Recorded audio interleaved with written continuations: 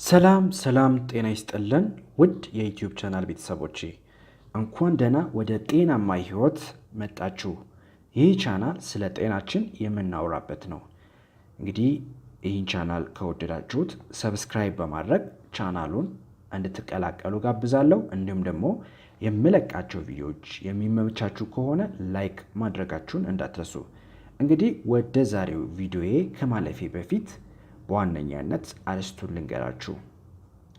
የደም አይነታችሁን ታውቃላችሁ ወይ? የደም አይነታችሁን ካወቃችሁ የአመጋገብ ስልታችሁንስ በዛ መንገድ ታደርጋላችሁ? እንግዲያውስ ይህ ቪዲዮ በጣም ስለሚጠቅማችሁ እስከ መጨረሻው ተመልከቱት። ወደ ቪዲዮ በቀጥታ ከማለፌ በፊት የደም አይነቶች ስንት ናቸው የሚለውን ለማብራራት ያክል በዓለም ላይ ካሉ ሰዎች ውስጥ የደም አይነት በአራት ዋና ዋና መንገድ ይከፈላል። እነዚህም የደም አይነት ኤ፣ ቢ፣ ኤቢ እና ኦ የደም አይነት ብለን እንከፍላቸዋለን። በፕሮቲን መጠናቸው ደግሞ ስናደርገው ይህ የደም አይነት በሁለት ተባዝቶ 8 የደም አይነት ይሆናል ማለት ነው። ይህም ማለት ኦ ፕላስ ኦ ኔጌቲቭ ይኖራል፣ ኤ ፕላስ ከሆነ ኤ ኔጌቲቭ ይኖራል፣ ቢ ፕላስ ከሆነ ቢ ኔጌቲቭ ይኖራል፣ እንዲሁም ደግሞ ኤቢ ፕላስ ከሆነ ኤቢ ማይነስ ይኖራል ማለት ነው። እነዚህ 8 የደም አይነቶች የተለያየ አይነት እውነታዎች ይኖራቸዋል። በዋነኛነት ሰጭና ተቀባይ የደም አይነቶች ተብለው ደግሞ በሁለት ዋና ዋና ክፍሎች ይከፈላሉ። የደም አይነታችሁ ኦ ከሆነ ለማንኛውም አይነት የደም አይነት ላላቸው ሰዎች ደም መለገስ ትችላላችሁ እንደማለት ሲሆን የደም አይነታችሁ ኤቢ ከሆነ ደግሞ ለማንኛውም ሰው ደም መለገስ አትችሉም። ደም መለገስ የምትችሉት የደም አይነታቸው ኤቢ ለሆኑ ሰዎች ብቻ ነው ማለት ነው። እንግዲህ በዓለም አቀፍ ደረጃ በተደረገው ጥናት መሰረት የደም አይነታቸው ኦ የሆኑ ሰዎች በጣም ብዙ ናቸው ተብሎ ይታመናል። በፐርሰንት በምናይበት ጊዜ 35% እስከ 40% የሚሆነው የዓለም ሕዝብ የደም አይነቱ ኦ ነው ተብሎ ይታመናል። ወደኛ ሀገርም በምናመጣበት ጊዜ የደም አይነታቸው ኦ የሆኑ ሰዎች በአማካኝ ወደ 45% ይደርሳል ማለት ነው። ይህ ጥናት ያደረገው ሃርቫርድ ዩኒቨርሲቲ በ2021 እንደሆነ እንድታውቁ እጠይቃለሁ። እንዲሁም በሁለተኛ ደረጃነት የሚቀመጠው የደም አይነት ደግሞ ኤ ነው ማለት ነው። ኤም በተመሳሳይ ለብለድ ታይፕ ኤ ለሆኑ ሰዎች ዶኔት ማድረግ ይችላል ወይም ደግሞ መስጠት ይችላል። ነገር ግን መቀበል የሚችለው ከብለድ ታይፕ ኦ እና ከደም አይነት ኤ ከሆኑ የደም አይነቶች ብቻ ነው ማለት ነው። እንግዲህ በዓለም አቀፍ ደረጃ ካሉት ህዝቦች መሃል የደም አይነታቸው ኦ የሆኑ ኤ የሆኑ ሰዎች በአማካኝ 25% እስከ 30% ይደርሳል ተብሎ ይገመታል። እንዲሁም ደግሞ ይህንን ይዘት ወደ ሀገራችን በምናመጣበት ጊዜ የደም አይነታቸው ኤ የሆኑ ሰዎች ፐርሰንት ወደ 20% ይደርሳል ተብሎ ይታመናል ማለት ነው። በሶስተኛ ደረጃ የምንመለከተው የደም አይነታቸው ቢ የሆኑ ሰዎችን ነው። የደም አይነታቸው ቢ የሆኑ ሰዎች ለደም አይነት ቢ ለሆኑ ሰዎች ደም መለገስ ይችላሉ። ነገር ግን መቀበል የሚችሉት ከደም አይነት ኦ ካላቸው ሰዎች እና ቢ የደም አይነት ካላቸው ሰዎች ብቻ ነው ማለት ነው። ይህም እንደ ኤ በተመሳሳይ እንደማለት ነው። እንግዲህ የደም አይነታቸው ቢ የሆኑ ሰዎች በዓለም አቀፍ ደረጃ ከ15 እስከ 20% የሚደርሱ ሲሆኑ ወደ ሀገራችን ይህን ፐርሰንቴጅ ስናመጣው ደግሞ በ2021 በተደረገ ጥናት ወደ 18.9% ይደርሳል ተብሎ ይታመናል ማለት ነው። እንግዲህ የመጨረሻው የደም አይነት ደግሞ የደም አይነት ኤ እና የደም አይነት ቢ ኮምቢኔሽን ብለድ ታይፕ ኤቢ የምንለው ሲሆን ይህ የደም አይነት ደግሞ በዓለም አቀፍ ደረጃ በጣም ትንሽ ሰዎች ላይ የሚገኝ የደም አይነት ነው። ምናልባትም እስከ 3% ብቻ ይደርሳል ተብሎ ይታመናል። በጣም ሬር ነው ማለት ነው ይህ ደም አይነት ያላቸው ሰዎችን ለማግኘት ማለት ነው። ምናልባትም ከ10,000 ሰው አንድ ሊሆን ይችላል ማለት ነው።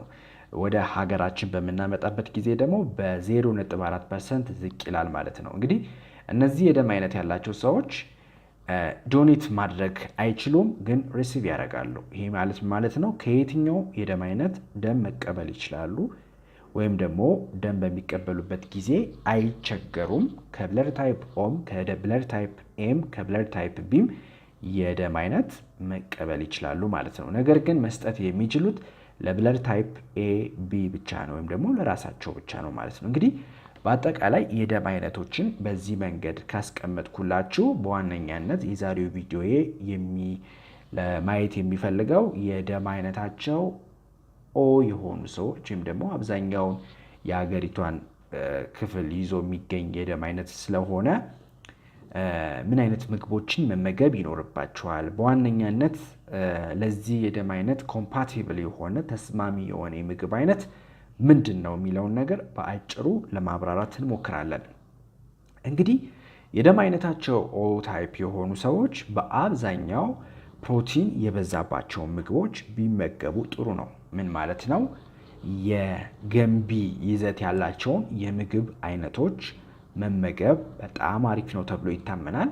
እነዚህ ምግቦች ምንድናቸው በምንልበት ጊዜ የመጀመሪያውና ዋነኛው ስጋ ነው ማለት ነው። ስጋን አብዝታችሁ ብትመገቡ ኮምፓተብል ይሆናል ማለት ነው ለእናንተ። ሁለተኛው ደግሞ አትክልቶችን ነው። አትክልቶችን ስንል ጎመን ሊሆን ይችላል፣ ጥቅል ጎመን ሊሆን ይችላል፣ ካሮት ሊሆን ይችላል፣ እንዲሁም ደግሞ ሌሎችንም ቬጂቴብል የሆኑ ምግቦችን ብትመገቡ አመችና ተስማሚ ናቸው ማለት ነው። ሌላው አሳ መመገብ በጣም አሪፍ እንደሆነ እንግዲህ በሃርቫርድ ዩኒቨርሲቲ የተጠና ጥናት ያሳያል ማለት ነው። ሌላው ፍሩቶችን መመገብም ይመረጣል። በተለይ ደግሞ ፓፓያ እና ማንጎ ብትመገቡ የተሻለ ጤናና ሕይወት እንዲኖራችሁ ያደርጋል ማለት ነው። ይህንን ካልኳችሁ መመገብ የሌለባችሁ የምግብ አይነቶች በዋነኛነት ምን ናቸው፣ ምን ይመስላሉ የሚለው በምንመለከትበት ጊዜ በአጠቃላይ ለዚህ የደም አይነት የማይመከሩ ምግቦች ጥራጥሬ ናቸው። ጥራጥሬ በምንልበት ጊዜ ባቄላ በጭራሽ መመገብ የሌለባችሁ የምግብ አይነት ነው። ምስር በጭራሽ መመገብ የሌለባችሁ ምግብ ነው። እንዲሁም ደግሞ ሽምብራ በፍጹም መመገብ የሌለባችሁ ማለት ነው። በአብዛኛው ከጥራጥሬዎች ራሳችሁን መጠበቅ አለባችሁ። እንዲሁም ገብስ መመገብ የሌለባችሁ የምግብ አይነት ነው ማለት ነው። እንግዲህ እነዚህ የምግብ አይነቶች ለእናንተ ጤና እክል እንዲያጋጥማችሁ ስለሚያደርጋችሁ ባትመገቧቸው ይመከራል ማለት ነው።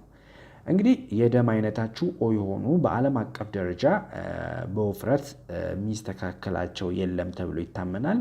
ምክንያቱም ከአመጋገብ ሁኔታቸው አንጻር አብዛኞቹ ለኦቤሲቲ ወይም ደግሞ ከአቅም በላይ ውፍረት፣ ከልክ ያለፈ ውፍረት ወይም ደግሞ ቦዲ ማስ ኢንዴክስ ከምንለው 25% በላይ የመሆን እድላቸው ሰፊ ስለሆነ ለእንደዚህ አይነት ነገሮች እንዳትጋለጡ ምን አይነት ምግቦችን መጠቀም አለባችሁ ወይም ደግሞ ሰውነታችሁን ለመቀነስ ምን አይነት ምግቦችን መጠቀም አለባችሁ ብለን ስፔሲፋይ በምናደርግበት ጊዜ የባህር ምግቦችን ብትመገቡ ጥሩ ነው ማለት ነው። እንደ አሳ ሊሆን ይችላል ማለት ነው። ሌላው ቀይ ስጋ ብትመገቡ ጥሩ ነው።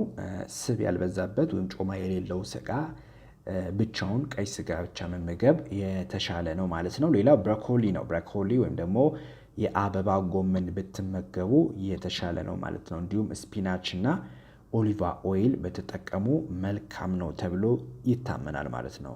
እንግዲህ በፍጹም መመገብ የሌለባችሁን ምግቦች ቅድም የጠቀስኳቸው ናቸው። ውድ የዩቲዩብ ቻናል ቤተሰቦቼ ጤናማ ህይወትን ሰብስክራይብ፣ ላይክ፣ ሼር፣ ኮሜንት ማድረጋችሁን እንዳትረሱ። በሌላ ቪዲዮ ተመልሼ እመጣለሁ። በቀጣይ የደም አይነታቸው ኤ የሆኑ ሰዎች መመገብ ያለባቸው ምግቦች፣ መመገብ የሌለባቸው ምግቦች፣ እንዲሁም ደግሞ ውፍረት ለመቀነስ የሚጠቅሙ የምግብ አይነቶች፣ እንዲሁም ደግሞ ውፍረት ለመጨመር የሚጠቅሟችሁን የምግብ አይነቶች በዝርዝር የምንመለከትበትን ቪዲዮ ወደ እናንተ ለቃለሁ። እስከዛው ድረስ ቻው ቻው።